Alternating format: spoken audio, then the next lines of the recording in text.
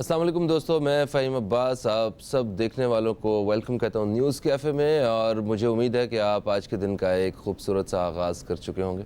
आज का दिन आज जुमेरात है और आज हमारे साथ जो शख्सियत मौजूद हैं उनसे हम बात करेंगे आज सेहत के हवाले से, रूहानी सेहत के हवाले से, रूहानी तरीक़ा इलाज के हवाले से आज हम बात करने वाले हैं। हमारे साथ मौजूद हैं डॉक्टर एस एम मुबशर आलम साहब। हम आपको खुश आमदीद कहते हैं। अस्सलाम वालेकुम। वालेकुम अस्सलाम वरहमतुल्लाहि वबरकातुहू। कैसे हैं आप? ठीक ठाक? अल्हम्दुलिल्लाह रब्बिल आलमीन। फ़हीम भाई आप खैरियत से? मैं बिल्कुल ठीक ठाक हूँ, बिल्कुल खैरियत से हूँ, आपकी दुआ है। अच्छा सर, ये बताइए सबसे पहले कि रूहानी तरीक़ा इलाज होता क्या है? औज़ु बिल्लाहि मिनश शैतानिर रजीम, बिस्मिल्लाहिर रहमानिर रहीम। दुनिया में मुख्तलिफ़ तरीक़ा इलाज ज़माना कदीम से राइज हैं। उनमें एक कदीमी तरीक़ा इलाज रूहानी भी है, बल्कि मैं ये कहूँ तो दुरुस्त होगा कि बेसिक जो तरीक़ा इलाज है वो रूहानी है, जिसमें सदक़ात भी होते हैं, कुरान पाक की आय मुबारका भी तिलावत करके दम की जाती हैं, पानी पे दम करके पिलाई जाती हैं। जिस्मानी तरीक़ा इलाज में भी कई हैं, जैसे तिब है, तिब नबी सल्लल्लाहु अलैहि वसल्लम है, होम्यो है, एलोपैथिक है। इसी तरीके से जो रूहानी बीमारियां होती हैं, जैसे नज़र बद का हो जाना या बदअसरात का हो जाना या बदअमलियात का हो जाना। अच्छा, जब बदअसरात या बदअमलियात होते हैं तो कोई ना कोई ऑर्गन हमारा जो है वो इफ़ेक्टिव हो जाता है उससे, और हम उस बीमारी के तरफ लग जाते हैं कि उसका कोई ना कोई हल निकाला जाए।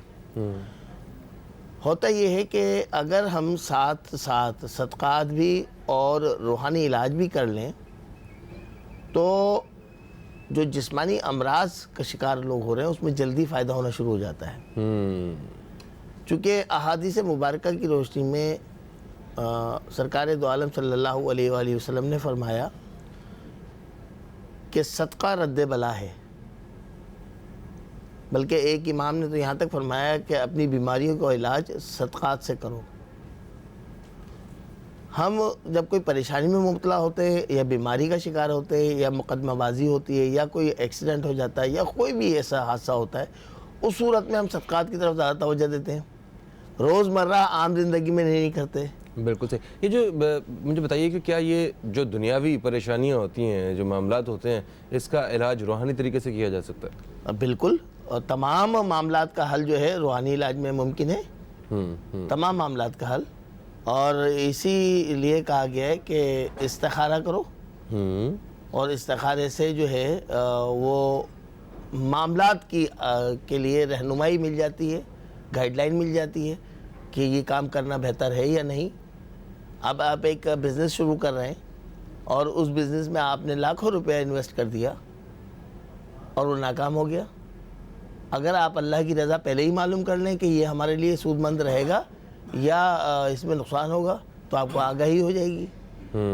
अब चूँकि लाइव प्रोग्राम होता है, लाइव प्रोग्राम में दीगर चैनल्स के ऊपर हम जाते हैं तो एक वक्त में कई इस्तिखारे आ जाते हैं। तो सही तरीका इस्तिखारे का तो वही है जो रसूल मकबूल सल्लल्लाहु ताला अलैहि वसल्लम ने फरमा दिया कि आप 2 रकात नमाज नफिल पढ़ें और उसके बाद दुआ इस्तिखारा पढ़ें और क़िबला रुख होकर बावजूद सो जाएं, तो इशारात मिलेंगे आपको। अब लाइव प्रोग्राम में तो मुमकिन नहीं है कि बार बार नींद का है ये सारे एहतमाम किए जाए, तो न्यूमरोलॉजी का सहारा लेते हैं हम, इल्मुल आदात का सहारा लेते हैं। उसके ज़रिए जो है हम निकाल लेते हैं पोजीशन के क्या मामला आते हैं। बिल्कुल सही। अच्छा, मुझे ये बताइए कि जैसे जो रूहानियत से बिलाशुबा इसमें हर बीमारी का इलाज मौजूद है, आप भी ऐसा ही फरमा रहे हैं। कोई आपके अपने जब सर में दर्द होती है तो उस वक्त कोई आप गोली शोली खाते हैं या वो भी खुद ही पढ़ के? देखिए, सबसे पहले तो अल्लाह का कलाम पढ़ा जाता है। फ़हीम भाई, गुज़िश्ता प्रोग्राम में भी हमने अपने व्यूवर्स को बताया था कि वालिदैन के सामने जब बीमार हो जाया करते थे तो कोई भी दवा दी जाती थी हमें, तो पहले पढ़ते थे बिस्मिल्लाहिर्रहमानिर्रहीम, अल्लाहु शाफ़ी अल्लाहु काफ़ी। तो अल्लाह का कलाम सबसे पहले है। शिफा दवा में नहीं है, शिफा मिन जानिब अल्लाह है। हम दवा की ज़रूरत नहीं पड़नी चाहिए? नहीं, दवा ज़रूरी है, क्योंकि दवा और दुआ ये भी हदीस रसूल मकबूल सल्लल्लाहु अलैहि वसल्लम की हदीस मुबारक का मफहूम है कि जब तुम बीमार पड़ जाओ तो दुआ और दवा करो। बिल्कुल सही। तो या तो हम सिर्फ दुआओं में मामलात में उलझ जाएं, ये भी दुरुस्त नहीं है, या फिर हम सिर्फ दवाइयाँ लें, ये भी दुरुस्त नहीं है। और उस वक्त हमें ख्याल आता है जब डॉक्टर हजरात फरमाते हैं कि जी अब दुआ का वक्त है, ले जाइए, तो भाई अव्वल दुआ क्यों ना हो। बिल्कुल सही। यानी कि रूहानी तौर पे इलाज करवाने के लिए ज़रूरी है कि आप साथ साथ यानी दुआ के साथ साथ दवा भी इस्तेमाल करें, लाजमी। ठीक है। मतलब कुछ चीज़ें ठीक है, शिफा अल्लाह की जानिब से ही मिलनी है, मगर इसका मतलब हरगिज़ ये नहीं कि आपका बच्चा बुखार में या टाइफाइड में मर रहा है और आप उसे उसके गले में तावीज़ डाल दें और कहें कि जनाब अब वो ठीक हो जाए। ठीक है, ऐसा हरगिज़ नहीं। बिल्कुल नहीं। हमें बिल्कुल जो दवा जो है वो प्रायोरिटी है, उसके साथ आप दुआ का इस्तेमाल होगा तो क्या ही बात। और यहाँ मैं आपकी बात में थोड़ा सा इजाफा करना चाहूँगा कि मुख्तलिफ बीमारियों के आया मुबारक से इलाज हो जाते हैं। जैसे अभी आपने बुखार का तस्करा किया, तो कुरान पाक में आया मुबारक है। अच्छा, एक मरतबा नहीं, हज़ार हाँ मरतबा हमने लोगों को दी कि ये आप लिख के दी कि आप ये पानी में पिएं, और एक जो है उनका बाजूबंद बना दिया कि बाजू में बांध लें, फ़ायदा हुआ दवा के साथ। दवा के साथ, बिल्कुल सही। कॉलर हमारे साथ है, शामिल करेंगे। अस्सलाम वालेकुम जी, कौन है हमारे साथ? वालेकुम अस्सलाम, सहर बात कर रही हूँ कराची से। सहर, आपको खुश आमदीद कहते हैं, कैसी हैं आप? जी शुक्रिया। मैं ये पूछना चाहती हूँ कि ये इस्तिखारा जो होता है ये शादी के लिए या किसी काम के लिए होता है, तो हमें किस तरह पता चले कि ये जो हम समझ रहे हैं वही सही है? क्योंकि अक्सर ये हुआ है कि एक ने अपने बेटे की शादी के लिए करवाया, लेकिन वो अल्लाह की तरफ से उनको पता नहीं क्या उनके जहन में आया, उन्होंने शादी कर दी। उनको ये था कि इस्तिखारा में हाँ का इशारा हुआ है, जी। लेकिन वो सारी जिंदगी उनकी अलग में गुजरी। बिल्कुल सही, बिल्कुल सही। हम इस तो और ये इस्तिखारा के किस तरह मतलब करें, और अगर जैसे कारोबार में बहुत नुकसान है या सेहत खराब है, तो इसके लिए कोई दुआ बताइए या कुछ वो बताइए आप। बिल्कुल सही है, इस पे हम बात करते हैं। बिल्कुल सही। उनका सवाल ये है कि जो इस्तिखारा हम करते हैं तो उसका जो इशारा मिलता है उसको उसे कैसे समझना चाहिए, क्योंकि इशारे को अगर हमने हाँ की बजाय ना में समझ लिया, ना की बजाय हाँ में समझ लिया, तो वो फिर इस्तिखारे का वो देखें, इस्तिखारे में फ़हीम साहब इशारात मिलते हैं। अच्छा, जब आप इस्तिखारा कर रहे हैं, जिस रात आप इस्तिखारा कर रहे हैं, उस दिन ये भी देखना पड़ेगा कि आपने ग़िज़ाएँ कौन सी ली हैं। अच्छा, ऐसा भी है, क्योंकि बहुत सारी ग़िज़ाओं से डाइजेस्टिव सिस्टम हमारा बिगड़ जाता है और आफारात दिमाग की तरफ बढ़ते हैं और मुख्तलिफ हवेले नज़र आते हैं, तो हम समझते हैं कि ये बात दुरुस्त है। हमारी बहन सहर ने जो मालूम किया है, तो उसके मुताबिक ये है कि आप इस्तिखारा ख़ुद करें, इशारात जो उसमें मिल रहे हैं तो वो किसी इल्म रखने वाले से उस पर डिस्कस करें, कि जो इस चीज़ का इल्म रखते हैं, हर चीज़ के माहिर होते हैं ना। तो इस तरीके से इस्तिखारे के जो लोग सही हैं, जो इस बात को समझते हैं, जो इन मामलात को इशारात को जानते हैं, इल्म रखने वाले से आपको रब्ता करना होगा।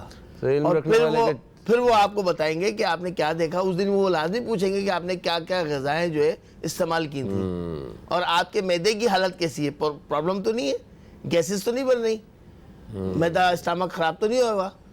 उसके बाद फिर जो आप उनको बताएंगे अपना ख्वाब, उसमें से वो इशारात निकालेंगे और उसका जवाब आपको देंगे।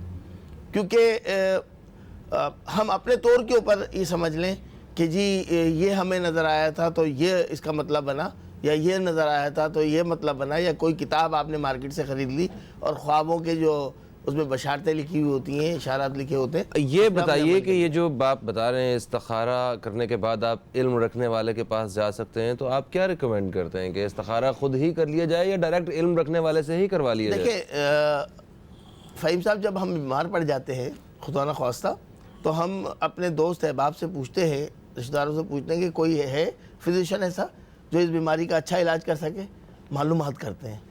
या किसी मुकदमेबाजी में अगर हम इन्वॉल्व हो जाते हैं तो हम मालूम करते हैं अपने दोस्त अहबाब से कि कोई अच्छा लॉयर है जो हमारा ये मुकदमा लड़ सके। इस तरीके से जब हम रूहानी मामलात में मुब्तला होते हैं। मैं माफ़ी चाहता हूँ, बात को मैं काट रहा हूँ, एक ब्रेक की तरफ में बढ़ना है, ब्रेक से वापस आएंगे तो यहीं से बात को दोबारा शुरू करते हैं। कहीं मत जाइए, अब तक देखते रहिए न्यूज़ कैफे, देखते रहिए।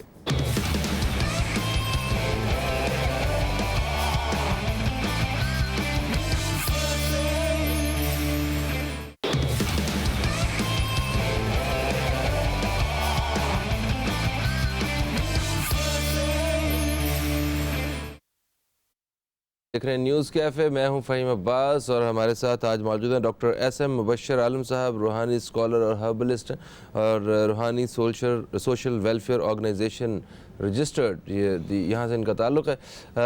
अच्छा डॉक्टर एस.एम. मुबश्शिर साहब, बात हम कर रहे थे कि जब इस्तिखारा करना कोई करे तो उसे अगर फिर किसी इल्म वाले की ही ज़रूरत पड़ रही है तो इससे बेहतर नहीं है कि वो किसी इल्म वाले से ही इस्तिखारा करवा ले? देखिए, मैं यही अर्ज़ कर रहा था ब्रेक से पहले कि जब हम बीमार पड़ते हैं तो किसी डॉक्टर्स का हम पता मालूम करते हैं, कोई अच्छा फिजिशियन, ठीक है ना, या मुकदमात में इन्वॉल्व होते हैं तो किसी अच्छे लॉयर को हम ढूंढते हैं, कोई अच्छा वकील हमें मिल जाए, मालूमात करते हैं अपने दोस्त अहबाब से।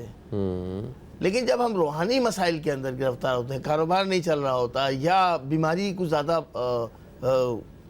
घर में आ जाती है और बीमारी का एक अरसा हो जाता है, वो ख़त्म नहीं हो रही होती, शिफा नहीं मिल रही होती, तो हम जहाँ चाहें बड़े बड़े बोर्ड देख कर मुंह उठा के चले जाते हैं, ना उनके बारे में हुदूद और अरबा उनका मालूम करते हैं, ना उनका हमें कोई तौर तरीक़ा मालूम होता है, ना हम शर्माते हैं कि अपने दोस्त अहबाब से पूछें कि भाई हम रूहानी मसाइल में मुब्तला हैं कि कोई अच्छा आप बुज़ुर्ग बताते हैं, कोई अच्छा ऐसा बताते जो वाकई अपने इल्म में कुछ दस्तरस रखते हों, लोग वहाँ से फैज़याब हुए हों, कुछ नहीं मालूम करते और वहाँ चले जाते हैं। वैसे बशीर भाई, इस रूहानी मालिश के लिए भी ज़रूरी है कि आप पूरे उसकी मालूमात करें, उनका हुदूद और अरबाब मालूम करें, ये देखें कि उन्होंने इल्म कहाँ से हासिल किया और जो उनकी लोकेशन है जहाँ आप जा रहे हैं, उनके ऑफिस में जा रहे हैं या खानकाह में जा रहे हैं, जहाँ भी जा रहे हैं, तो वहाँ का माहौल क्या है।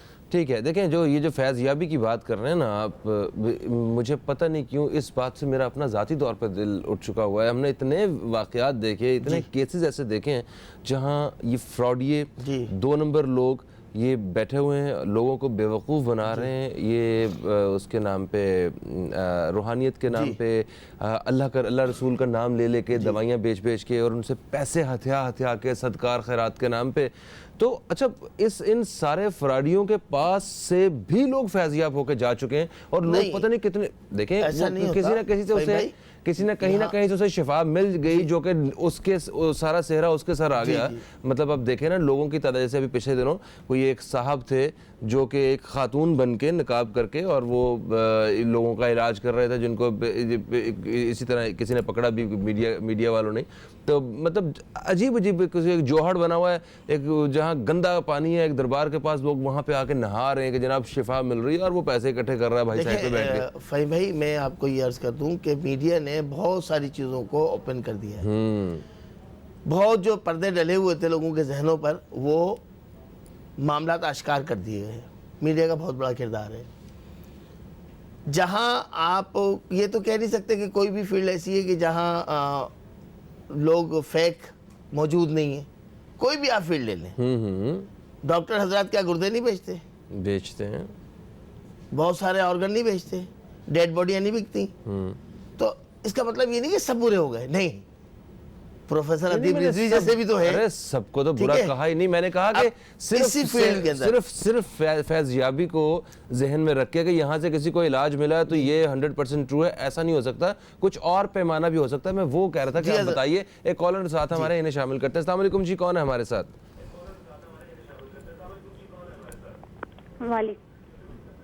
कौन है हमारे साथ? वालेकुम अस्सलाम। आप टीवी का वालेकुम सलाम, टीवी का वॉल्यूम बराए करम बंद कर दीजिएगा ताकि हमारी बेहतर तरीके से बात हो सके। मैं लाहौर से बात कर रही हूँ। कौन बात कर रही है लाहौर से? मिसबा जी। मिसबा, क्या कहना चाहेंगी? हाँ जी, मैं डॉक्टर मुबश्शिर से बात करना चाहती हूँ। मेरी बेटी 2 साल की है जी, बात कीजिए आप। जब से वो पैदा हुई है ना तो उसको ना फिट्स पड़ते हैं, एपिलेप्सी डायग्नोस हुआ है। लेकिन मसला ये कि जब से वो 2 साल की हुई है अभी तक उसको फिट्स नहीं रुकते, उसको पेट में बहुत दर्द रहता है। मिसबा, पहले तो आप सावधानी का नाम बताइए। तो आप अपनी बेटी का नाम बताइए। मेरी बेटी का नाम दुआ अली है। दुआ अली जी 2 साल की है। जी, ये 19 जनवरी को पैदा हुई थी। ठीक है। अच्छा मिसबा बहन ये बताइएगा, कुछ सवाल मैं आपसे करूंगा। हेलो। हाँ जी हाँ जी हेलो। हाँ जी मैं सुन रही हूँ, बोले। जी मिसबा, मैं एक बात आपसे पूछना चाहूंगा जी कि आपकी शादी को कितना अरसा हो गया? मेरी शादी को 3 साल हो गए हैं। 3 साल। अच्छा ये दुआ जो है ये पहली बेटी है? हाँ जी, मेरी फर्स्ट बेटी है। अच्छा 7 या 8वें महीने में जब ये हमल में थी जी तो उस वक्त आप कोई डर सी गई थी, चौंक सी गई थी? हाँ जी, कुछ ऐसा तो मेरे साथ होता था, मैं डर जाती थी अक्सर, मतलब खौफ मेरे दिल में अक्सर रहता था। अच्छा आप हाइपर भी बहुत ज्यादा हो जाती हैं? हाँ जी, अब तो ठीक है। तबीयत ऐसे ही है, समझे ठीक है। कि बस बहुत बेटी शुक्रिया की मिसबा। तकलीफ देख देख के कुछ बर्दाश्त नहीं होता कि आपके सवाल के जवाब भी देते हैं, प्रोग्राम देखते रहिए। बहुत शुक्रिया। दुआ करेंगे मिसबा की साहबजादी के लिए, दुआ अली के लिए कि अल्लाह ताला इनको सेहत कामिला आजिला अता फरमाए। मिसबा आप डॉक्टर हज़रात को तो दिखा रही हैं, वो ठीक है, उसके मुताबिक जो दवाइयाँ दे रहे हैं उनको इस्तेमाल में रखिए। मिसबा बहन, सबसे पहले तो आप अपना रूहानी इलाज आप खुद कर सकती हैं। जो आपके साथ मामला हमने इशारा दिया आपको और उसको आपने एक्सेप्ट किया कि ऐसा हुआ है और ऐसा होता रहा है पहले, तो उसके मुताबिक ये है कि आप नमाज से पंजगाना पे पाबंद हो जाएं। सूरह फलक, सूरह नास और आयतल कुर्सी, ये तीनों आपको 7-7 मरतबा पढ़नी है। अव्वल आखिर 3-3 मरतबा दुरूशी के साथ पानी पे दम करके पीना है 41 दिन तक। 41 रोज़ तक आप ये कंटिन्यू कीजिएगा, इंशाअल्लाह ताला मामला में बेहतरी आएंगी। और यही दम क्या हुआ पानी आप बच्ची को भी पिलाइए दुआ को, और आप भी पीजिए और उस पर भी दम कर दिया कीजिए, तो इंशाअल्लाह ताला मामला में बेहतरी आ जाएगी। बिल्कुल सही है जनाब। एक ब्रेक की तरफ बढ़ रहे हैं हम लोग, ब्रेक से वापस आते हैं तो मज़ीद बातचीत का सिलसिला मुबश्शिर साहब से जारी रखते हैं। कहीं मत जाइए, अब तक देखते रहिए न्यूज़ कैफ़े, देखते रहिए।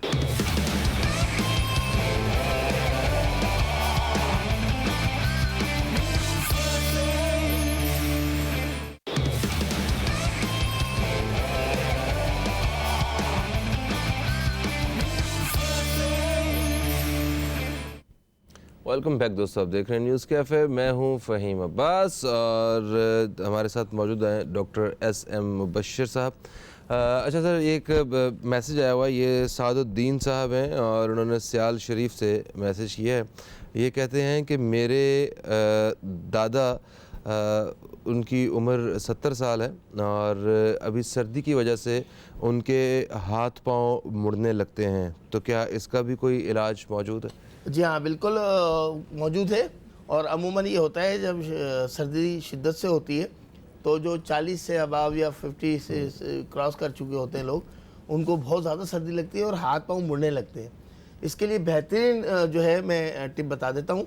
ये हमारे नाज़रीन की खिदमत में जो है ना, मैं ये अर्ज़ कर रहा हूँ कि ले लें आप सौंफ। ये सौंफ है, सौंफ ले लीजिएगा 50 ग्राम, सौंफ 50 ग्राम ले लें। उसके बाद मिलेगी जनाब सपिस्ता। सपिस्ता तपस्या क्या? जी हाँ, ये ले लीजिएगा 50 ग्राम। ये खबाजी, खबाजी, ये खबाजी है, ये 50 ग्राम ले लें। और खबाजी के बाद जनाब आप ले लें ख़त्मी। ये ख़त्मी होती है, ये सब मैं इसलिए दिखा रहा हूँ कि आप पंसारी की दुकान से आसानी से ले सकते हैं। ये 50-50 ग्राम लेने के बाद 2 कप पानी में इनको आप अच्छी तरीके से पका लीजिए, इन तमाम अज्जा को, और आधी चमची यानी पानी में डालकर खूब पकाएं। यानी कि इन सब के 50-50 ग्राम लेने के बाद जो आधा चम्मच होता है चाय वाला, आधा चमचा चाय वाला, टीस्पून आधा चमचा उसमें डालें 2 कप पानी में, और अच्छी तरह उसको बॉयल करें, पका लें, जो शानदार बन जाएगा, और उसको इस्तेमाल करें इंशाल्लाह। देखिएगा। अच्छा, इसमें अगर आपको शुगर है तो आप कोई मीठी चीज़ नहीं डालेंगे, नहीं चीनी नहीं डालेंगे, शहद नहीं डालेंगे। और अगर आपको शुगर नहीं है तो आप इसमें चीनी का भी इस्तेमाल कर सकते हैं और शहद का भी इस्तेमाल कर सकते हैं। शहद ज़रूरी है, शहद का इस्तेमाल कर लिया करें। और अगर शुगर है तो बिल्कुल शहद और चीनी का इस्तेमाल नहीं करेंगे और उसको इस्तेमाल करना शुरू कर देंगे। इंशाल्लाह आप देखिएगा 3 रोज़ के अंदर सर्दी की शिद्दत ख़त्म हो जाएगी और हाथ पाँव का मुड़ना जो है, अकड़ना, वो बिल्कुल दुरुस्त हो जाएगा 3 दिन के अंदर। और चूँकि हमारा उन्वान ये है कि दुआ और दवा साथ साथ, तो इस तमाम जो आपने मुरक्कब बना लिया, ये तमाम आपने इनको एक जुशांदा तैयार कर लिया, तो इसके ऊपर आप 41 मरतबा सूरह फातिहा पढ़ लें, अव्वल आखिर 3-3 मरतबा दुरूद के साथ। 41 मरतबा जब आप सूरह फातिहा पढ़ लेंगे तो दुआ भी हो जाएगी और दवा भी हो जाएगी। यही हमारे रूहानी वेलफेयर ट्रस्ट का बेसिक मकसद है कि दुआ और दवा के साथ साथ हम लोगों का इलाज करते हैं और अल्लाह ताला उसमें कामयाबी अता फरमाता है, लोगों को सेहत अता फरमाता है। बिल्कुल सही होगा जनाब। कॉलर हमारे साथ हैं, हम शामिल कर रहे हैं। अस्सलाम वालेकुम जी, कौन है हमारे साथ? जी वालेकुम अस्सलाम, साइमा बोल रही हूँ भाई कराची से। सायमा जी, हम आपको खुशामदीद कहते हैं, क्या कहेंगे आप? मुझे अपने बेटे के बारे में पूछना है मौलाना साहब से। आप बात कीजिए। जी अस्सलाम वालेकुम। जी वालेकुम अस्सलाम। सायमा बहन खैरियत से हैं? अल्हम्दुलिल्लाह, आप कैसे हैं? अल्हम्दुलिल्लाह, आपकी दुआएं। ये बताइए साहबजादे का नाम? शायान। शायान। जी 7 साल के हैं। अच्छा, 7 साल के हैं। क्या मालूम करना चाहती हैं? जी मुझे ये पूछना है, मुझे स्कूल का याद करते हैं ना, वो भूल जाते हैं। अच्छा, यानी कि कोई भी चीज याद करते हैं तो वो भूल जाते हैं। जी कुछ भी याद करते हैं तो वो हाफिजा भूल जाते हैं कमजोर और है या डर भी कोई? जाते हैं एकदम से कि बस मैं कि कहीं कोई मुझे डांटेगा कुछ करेगा ना, तो उस खौफ में बोलते भी नहीं है। अच्छा, घर के कामकाज भी भूल जाते हैं? जी सिर्फ तालीम में उनको भूल होती है या घर के कामकाज जो आप बताती हैं उसमें भी भूल जाते हैं? नहीं उसमें नहीं होती, सिर्फ पढ़ाई के उसमें ही है। पढ़ाई में। ठीक। जी ठीक है मेरी बहन, आप प्रोग्राम देखिए और शायान के बारे में अभी हम आपको बताते हैं। बहुत शुक्रिया। अक्सर बच्चे जो है पढ़ाई में डल हो जाते हैं, उसका एक सबब नजर बद भी होती है। अच्छा, शुरू में बच्चे बहुत अच्छा तालीम के अंदर बहुत अच्छे मार्क्स ला रहे हैं, ग्रेड के साथ पास हो रहे हैं, उसके बाद क्या होता है कि वालिदैन बड़े फ़ख्र से कहने लगते हैं कि जनाब हमारा बच्चा देखें हमने टॉप किया है। नजर बद का होना शुरू हो जाता है, लोग हसद करने लगते हैं कि हमारा बच्चा तो सी ग्रेड आता है, इनका तो हमेशा ए ग्रेड आता है, तो नजर बद लगने लगती है। तो पहले तो ये आप शोशा नहीं किया करें, बच्चे कितने अच्छे मार्क्स लेकर आ रहे हैं, अल्लाह का शुक्र अदा कीजिए, अपने बच्चों को तालीमी मामलात पर उन पर नज़र रखिए। शायान का मसला जो है वो ये नहीं है, उसके लिए हम आपको बेहतरीन तीर व हदफ एक वजीफ़ा बताते हैं। या अल्लाह हो या हाफिज़ हो या हफीज़ हो, या अल्लाह हो या हाफिज़ हो या हसीब हो, 333 मरतबा बाद नमाज़ फ़जर पढ़ें और इसमें दम कर दिया करें। नमाज की पाबंदी की आदत डालिए इनको। और एक दवा होती है जो पंसारी की दुकान में मिल जाएगी, तज। क्या नाम है उसका? तज। सिर्फ तज नाम है उसका। जिस तरीके से हमारे घर में दालचीनी होती है, इस तरह ही की होती है लेकिन उससे थोड़ी बारीक होती है, उसका पाउडर कर लीजिए और 5 ग्राम के करीब इसको आप दे दीजिए 5 दिन। 5 ग्राम के बराबर आप इसको 5 दिन इसको दे दीजिए। तज, उसको पाउडर कर लीजिएगा। तज आसानी से मिल जाती है पंसारी की दुकान पर। ये 5 दिन इस्तेमाल कर लीजिए, आप देखिए इंशाअल्लाह ताला इनका जो ये भूल जाते हैं, जो इनको सबक याद नहीं होता, या फिर ये खौफ में मुबतला हो जाते हैं कि जी मैं किसी को बोलूँगा तो फिर मुझे डांट पड़ेगी, तो ये सारी चीज़ें इनकी दुरुस्त हो जाएंगी। दुआ और दवा साथ साथ। बिल्कुल सही। और इसके साथ साथ आप उन्हें किसी अच्छे टीचर के साथ भी मिलवाइए जो उनकी काउंसलिंग कर सके। दरअसल पढ़ाई में उनकी दिलचस्पी जब कम हो रही है, इसी वजह से उन्हें कुछ याद नहीं रहा है। उनकी दिलचस्पी जो है ना बरकरार रहनी चाहिए और वो बढ़नी चाहिए। एक और कॉलर हमारे साथ हैं, हम शामिल करेंगे। अस्सलाम वालेकुम जी, कौन है हमारे साथ? हेलो। वालेकुम अस्सलाम जी, कौन है हमारे साथ? शाहना बात कर रही हूँ मैं, और मैं ना मुबशर सर से बात करना चाहती हूँ। जी शाहना साहिबा, बात कीजिए। शाहना बहन अस्सलाम वालेकुम। वालेकुम अस्सलाम, कैसे हैं? अल्हम्दुलिल्लाह, आप खैरियत से हैं? मैंने आपसे ये पूछना था, मेरे ना हर वक्त सब में दर्द रहता है। आपका पूरा नाम? मेरे जो कंधे हैं ना, शोल्डर, इनमें ना वरम सा मैं महसूस करती हूँ, और फिर मुझे ना खुद भी ठीक भी हो जाता है और इसी तरह दर्द रहता है। आप अपना पूरा नाम और वालिदा का नाम बताइएगा। जी, आप अपना मुकम्मल नाम और वालिदा का नाम बताइए। मेरा नाम शाहना है, आयशा है मेरी वालिदा का नाम, आयशा। आपकी उम्र कितनी है?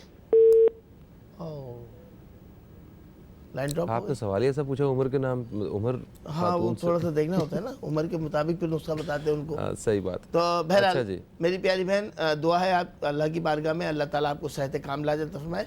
आपसे मालूम ये करना था कि सिर्फ शोल्डर्स में दर्द होता है, ये तमाम जॉइंट्स में दर्द होता है। सूरह हदीद ये आपको पढ़नी है 30 और 33 मरतबा। पानी की बॉटल पे दम करके रख लें और पानी पीना शुरू करें। और जो जॉइंट स्पेशलिस्ट होते हैं ना बोन के, उनसे आप रब्ता कीजिए और उनको बताइए अपना मामला, और फिर वो आपको दवा देंगे। और आपसे ये भी मालूम करना था कि स्टमक कैसा है। बल्कि आप ऐसा कीजिएगा मेरी प्यारी बहन कि टेलीफोन नंबर्स आपकी सहूलत के लिए दिए जा रहे हैं। जो हमें लाइव कॉल नहीं कर सकते वो इन नंबर्स पे फ़ायदा उठाते हैं। आप इस पर अपना तमाम मामला लिखवा दीजिए। इंशाअल्लाह ताला प्रोग्राम के बाद हम आपसे रब्ता करेंगे और आपसे वो जो चीज़ें नहीं पूछ सके वो पूछेंगे, उसके बारे में फिर आपको बताएंगे कि हर्बल में और तिब्ब नबी सल्लल्लाहु अलैहि वसल्लम के मुताबिक कौन सी दवा आपको दी जाए। बिल्कुल सही होगा जनाब। एक और कॉलर हमारे साथ है, हम शामिल कर रहे हैं। अस्सलाम वालेकुम जी, कौन है हमारे साथ?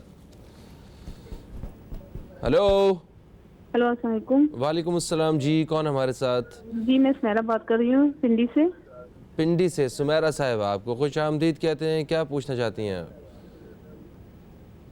जी मैं मौलाना साहब से पूछना चाहती हूँ कि मेरा बेटा बहुत ज्यादा जिद करता है ना।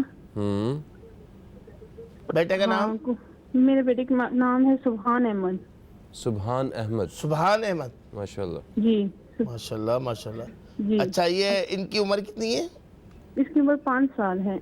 5 साल में? अभी तो छोटे से हैं। यही तो उम्र है उसको तंग करने की। अभी तो छोटे से हैं, अभी के का जिद तंग बहुत करते हैं ना। है? हाँ जिद बहुत करता है, दिन बीमार हो जाते हैं। हाँ, बीमार का मामला अलग है। क्या इनका सीना कफ, सीने में कफ जमा हो जाता है, सीना चलता है, खड़ खड़ की आवाज आती है? ये अब हो गया 1 महीना। जी एक महीना हो गया इस बात को। हो रहा है? ये 1 माह से हो रहा है इनके साथ? जी जी अच्छा अच्छा। जी जी। अच्छा सुमेरा मेरी बहन, आप फिक्र नहीं कीजिए, अभी इसका हम आपको हल बताते हैं। बहुत शुक्रिया, अल्लाह ताला। बहुत शुक्रिया कॉल करने का। सुभान अहमद जी आप बताएं मुबशिर साहब। सुभान अहमद, कितना प्यारा नाम है, खूबसूरत नाम है। सुभान अहमद को अल्लाह ताला सेहत कामिला अता फरमाए। आज हम अपनी सुमेरा बहन ने जो कॉल की और बताया कि, और हमने उनसे पूछा कि ऐसा सीने में बलगम जमा हो जाता है, खड़ खड़ की सी आवाज़ें आने लगती हैं, बाद से बच्चों की पसलियाँ चलने लगती हैं सर्दी के हिसाब से। और ये ज़रिया बनी है उन तमाम व्यूवर्स के लिए जिनके छोटे कमसिन बच्चे, जो दूध पीते बच्चे होते हैं, उनके साथ ये प्रॉब्लम होती है और फिर उनका सांस भी रुकने लगता है। तो आप यकीन माने कि ये वाक़या हमारे घर में भी हुआ। अच्छा। मेरी साहबजादी के साथ। अच्छा अच्छा। क्योंकि हमने दुआ मांग के अल्लाह ताला से साहबजादी हासिल की थी। वाह वाह माशाल्लाह। हमने कहा था हमारे घर में भी रहमत आए, और नेमत है तो अल्लाह ताला ने 2-2 दिन दी साहबजादे। उसके बाद हमने दुआ की कि हमारे घर में भी रहमत आए, तो हमें साहबजादी अल्लाह ताला ने अता की। उसके साथ ये बच्चे में प्रॉब्लम शुरू हो गई थी। होता ये है कि जो माएँ फीड कराती हैं अपना, तो वो बेधड़क ठंडे पानी में काम काज करती हैं, बर्तन वॉश कर रही हैं, घर के दीगर काम जो है ठंडे पानी में कर रही हैं, तो वो एहतियात नहीं करती। उसके बाद फिर वो बच्चे को फीड कराती हैं, तो बच्चे के सीने में बलगम जमा हो जाता है। मगर इस बच्चे की उम्र 5 साल जी हो जाता है। अच्छा, अब ये मैं उन बच्चों को बात कर रहा हूँ जो माएँ फीड कराती हैं, उनके साथ भी ये होता है। इसकी 5 साल उम्र है सुभान की, तो इसको ये प्रॉब्लम शुरू हो गई है, ठंड की वजह से हो गई है, या ठंडी चीज़ें इस्तेमाल इसने बच्चे ने की हैं उसकी वजह से हुई। पिंडी इस्लामाबाद में सर्दी भी बहुत ज़्यादा है, बच्चे उम्मन जूता नहीं पहनते हैं, उन्हें जिद करना पड़ता है उन्हें। अच्छा एक ब्रेक है, ब्रेक के बाद वापस आकर फिर तफसील से बताते हैं हम। दोस्तों कहीं मत जाइए, अब तक देखते रहिए न्यूज़ कैफे, देखते रहिए।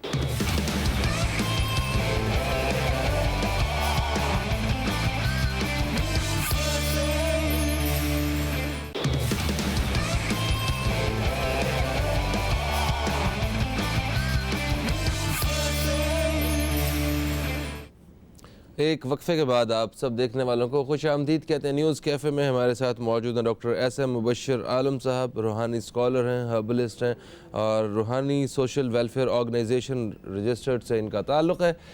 वक्फे से पहले हम आप बता रहे थे कि ये जिन बच्चों को जिनके खांसी का और सीने में कंजेशन वगैरह की जो शिकायत है, तो वो क्या करें? अच्छा, वो बच्चे फिर ग़िज़ा भी नहीं लेते, हाँ, सांस लेने में भी उनको प्रॉब्लम होती है। जब सो रहे होते हैं तब सीने से आवाज़ें आ रही होती हैं बलगम की, खड़ खड़ की, सही तरीके से सांस नहीं ले रहे होते, और बलगम वो निकाल नहीं पाते, बच्चे होते हैं निकाल नहीं पाते।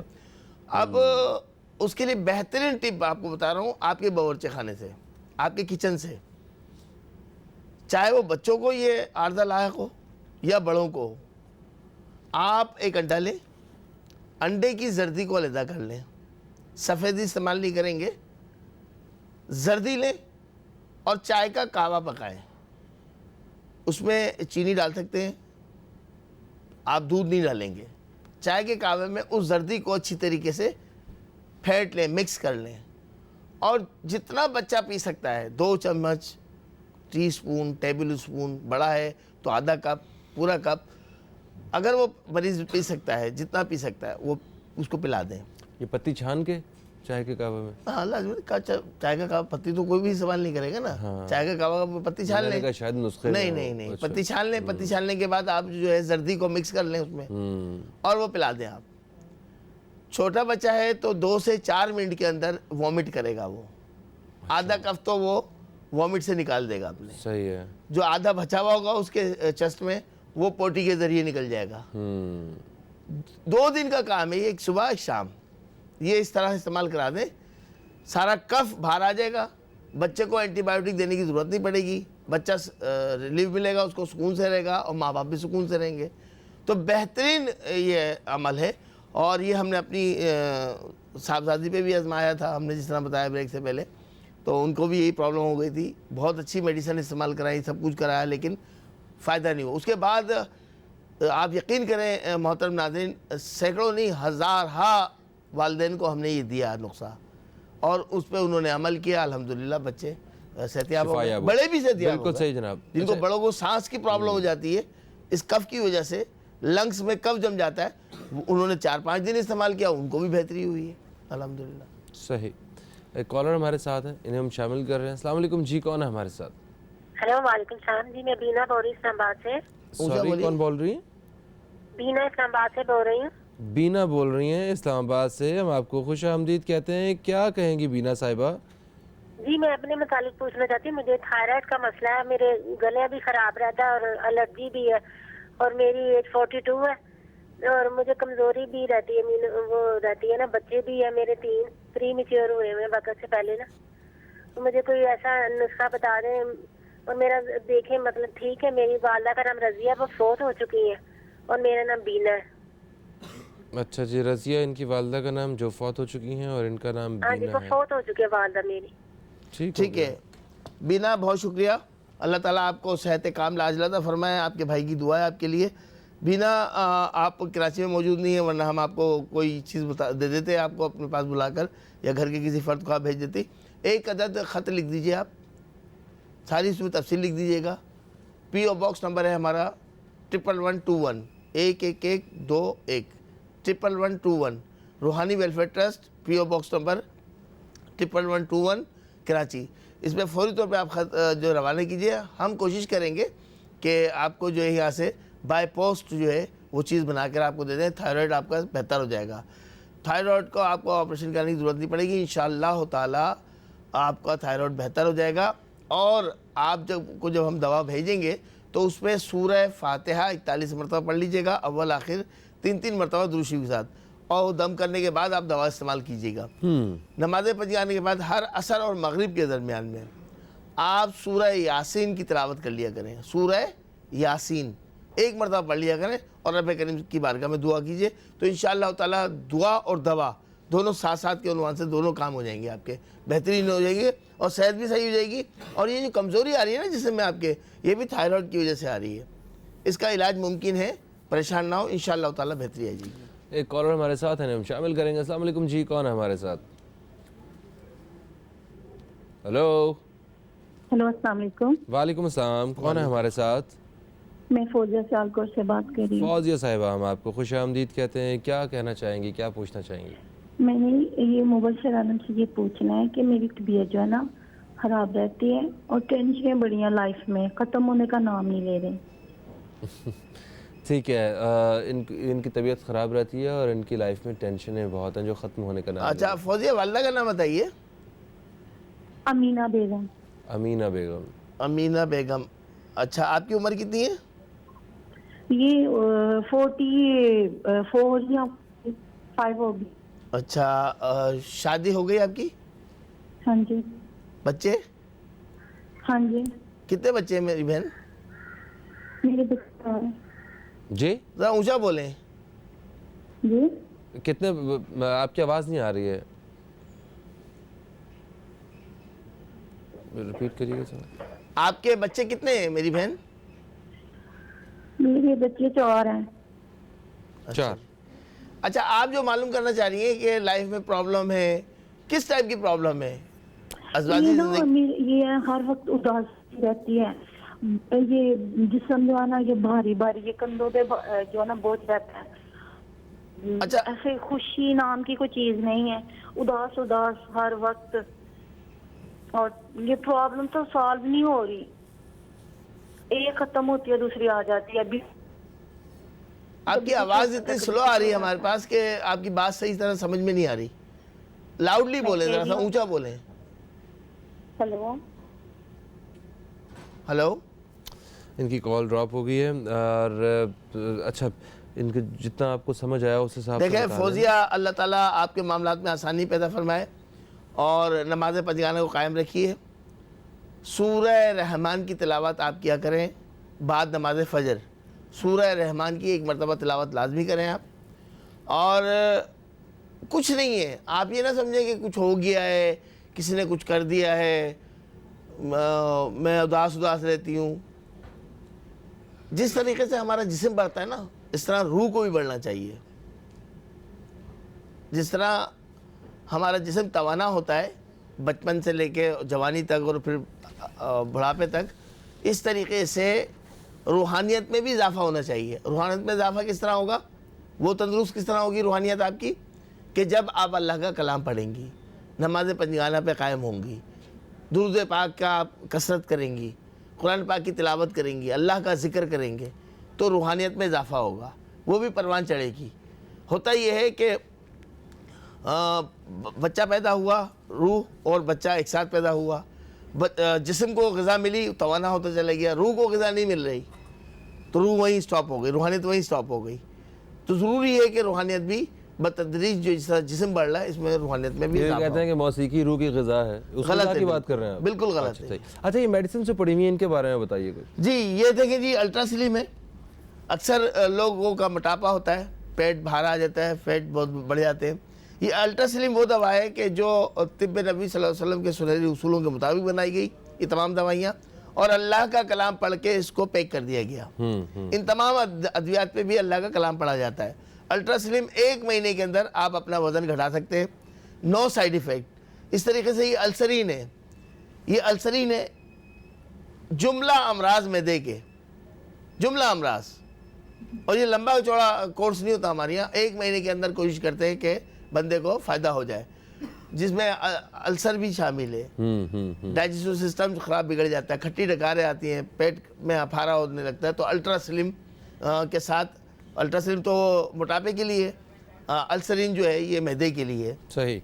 इसी तरीके से जॉइंट की ओर है, अक्सर शिकायत आती है, जैसे हमारी बहन की एक अभी कॉल आई थी, उन्होंने कहा कि शोल्डरों में दर्द होता है, जॉइंट्स के अंदर पेन होता है, हाथ पाँव मुड़ने लगते हैं, बहुत शदीद तकलीफ होती है, स्वेलिंग हो जाती है। तो बेहतरीन दवाई है इसकी जॉइंट क्योर। इससे जो है 1 महीने के अंदर फ़ायदा हो जाता है। बस दवा के साथ दुआ भी हो और परहेज़ भी हो। परहेज़ हमारे यहाँ सख्त कराया जाता है, अगर परहेज़ कर लेते हैं तो फिर वो लाइफ टाइम के लिए बेहतरी आ जाती है। इसी तरीके से शुगर क्योर है, शुगर की दवा, हम ये नहीं कहते कि आप एलोपैथिक मेडिसिन या होम्यो जो भी ले रहे हैं छोड़ दें, नहीं, आप उन दवाइयों के साथ इसको प्लस कर लें। सही है, रिजल्ट आपको सामने नजर आ जाएगा 1 महीने में। बिल्कुल सही, बिल्कुल सही। Sir thank you so much doctor S M. Mubashir Alam साहब, बड़ी तफसील से आज आपने खिदमत की आवाम की, हमारे दोस्तों के सवालों के जवाब भी दिए आपने। दोस्तों एक ब्रेक का वक्त है अभी, और ब्रेक के बाद जब हम वापस आएंगे तो हमारे साथ कुछ और मेहमान मौजूद होंगे और एक अलग मौजू पे हम बात कर रहे होंगे। कहीं मत जाइए, अब तक देखते रहिए न्यूज़ कैफ़े, देखते रहिए।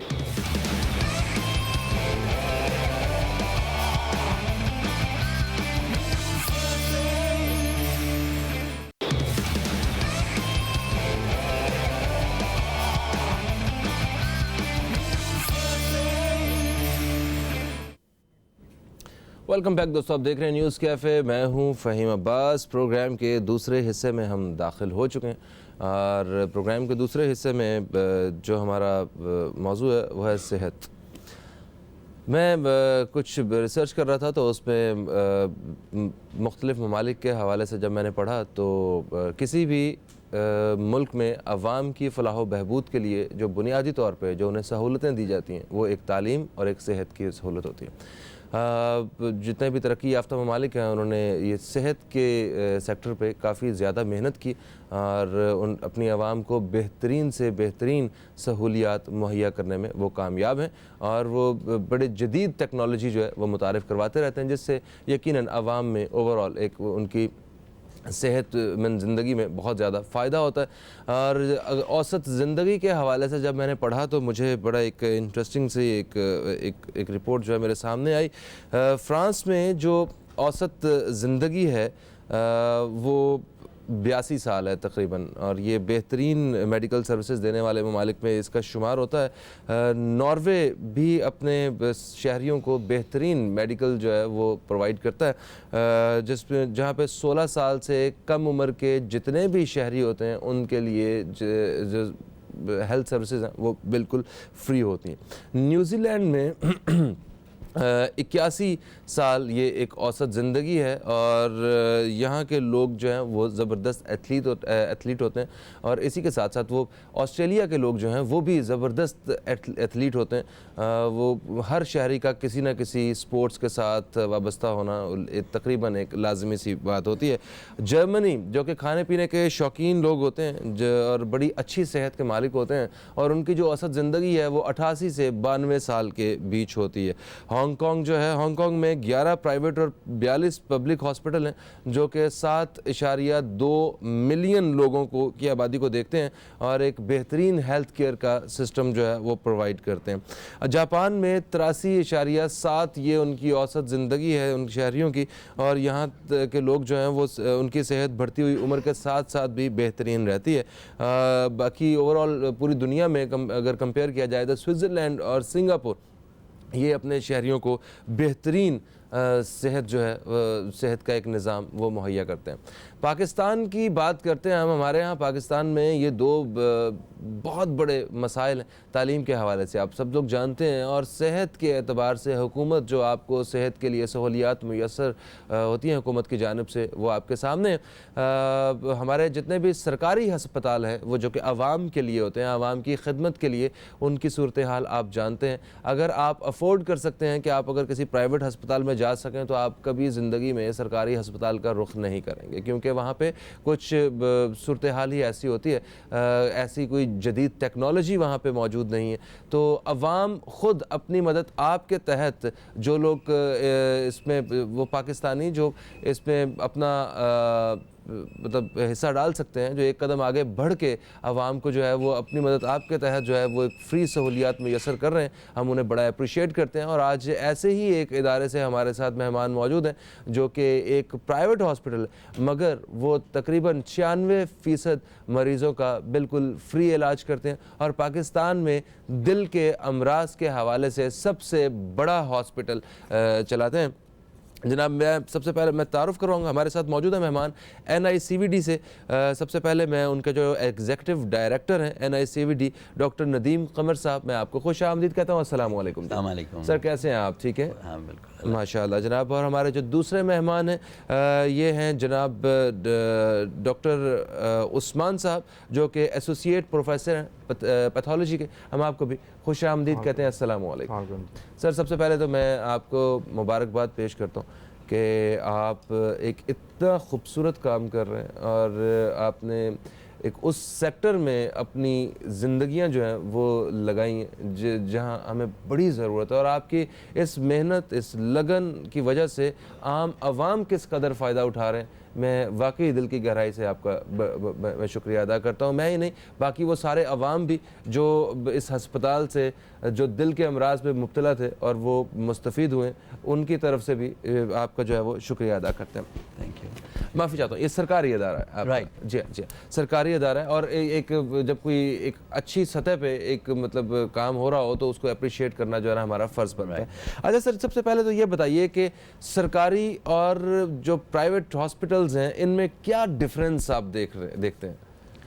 देखिए, बेसिकली बहुत सारी वजूहात हैं जिस वजह से जो सरकारी इदारे हैं वो कुछ पीछे रह जाते हैं as opposed to private sector के अस्पतालों के, और उसमें सबसे बड़ा जो फैक्टर होता है वो फाइनेंसेस का होता है, क्योंकि जो फंड्स की कमी होती है सरकारी अस्पतालों में, पूरे पाकिस्तान की बात कर रहा हूँ मैं, और जिसकी वजह से जो स्टाफ जो होता है वहाँ पे उसकी बड़ी शॉर्टेज होती है। अब पाकिस्तान नर्सिंग काउंसिल का एक रेशो होता है पर पेशेंट कि ये एक अस्पताल में जब आप जाएंगे का तो एक मरीज़ पे कितनी नर्सें होंगी। फॉर एग्जांपल आईसीयू में एक मरीज़ पे, हर वेंटिलेटेड पेशेंट पे एक नर्स होनी चाहिए। एक वार्ड में, एक जनरल वार्ड में एक 16 मरीज़ पे 8 नर्सें, एक नर्स होनी चाहिए, सॉरी। ठीक है।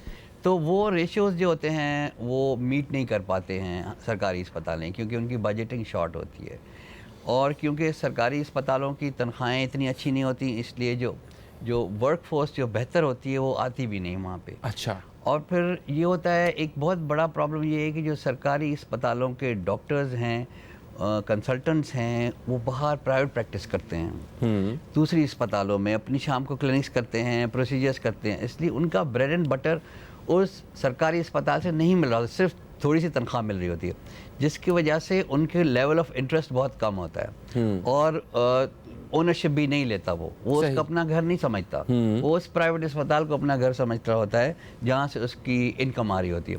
बिल्कुल तो ये चंद वजूहात हैं जिनकी वजह से सरकारी अस्पताल पीछे रह जाती हैं। तो सरकार को थोड़े से सिस्टम को बेहतर करने की ज़रूरत है जी, बहुत। जैसे हमने किया है NICVD में, सरकारी इदारा है हमारा, सिंध गवर्नमेंट की सपोर्ट से है, तो हमें सिंध गवर्नमेंट ने काफ़ी सपोर्ट किया है, जिसकी वजह से हमने पहले तो ये किया है कि जितने भी हमारे कंसल्टेंट हैं, जो हमारे प्रोफेसर्स हैं, असिस्टेंट प्रोफेसर्स हैं, उनको NICVD के बाहर प्रैक्टिस करना मना कर दिया है। ये सारे के सारे लोग सिर्फ NICVD में प्रैक्टिस करते हैं। अब आप प्राइवेट अस्पतालें कराची शहर में देख लें, जो बड़ी बड़ी नाम वाली हैं, अच्छी हैं, उनके भी सारे कंसल्टेंट फुल टाइम जो है वो उसी अस्पताल में काम करते हैं, बाहर जाके प्राइवेट प्रैक्टिस नहीं करते हैं। तो इसका मतलब है कि इतना पे करते होंगे उन्हें कि उन्हें बाहर ज़रूरत नहीं पड़ती होगी। Right, exactly. दूसरा ये है कि नर्सिंग के रेशोज़ हमने इम्प्रूव कर दिए हैं। हम पाकिस्तान नर्सिंग काउंसिल के रिकमेंडेशन के करीब तरीन आ गए हैं। नाइस। पैरामेडिकल स्टाफ पे हमने फोकस किया हुआ है। पैरामेडिकल स्टाफ जो है वो भी हमें क्वालिटी का मिलना चाहिए। ऑब्वियसली अगर आप प्रॉपरली पे नहीं करेंगे तो आपको कहाँ से मिलेंगे लोग।